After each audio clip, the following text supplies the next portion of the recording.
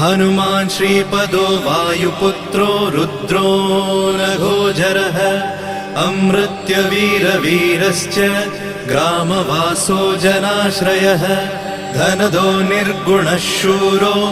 वीरो निधिपतिर्मुनिः पिङ्गाक्षो वरदो वाग्मी सीताशोकविनाशकः शिवः शर्वत्परो व्यक्तो व्यक्तो धराधरः पिङ्गकेशः पिङ्गरोमा श्रुतिगम्यः सनातनः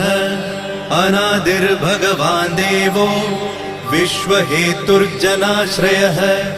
आरोग्यकर्ता विश्वेशो विश्वनाथो हरीश्वरः भर्गो रामो रामभक्तः कल्याणप्रकृतिस्थिरः विश्वम्भरो विश्वमूर्तिर्विश्वाकारश्च विश्वपः विश्वात्मा विश्वसेव्योऽथ विश्वो विश्वहरो रविः विश्वचेष्टो विश्वगम्यो विश्वध्येयः कलाधरः प्लवङ्गमः कपिश्रेष्ठो ज्येष्ठो विद्यावनेचरः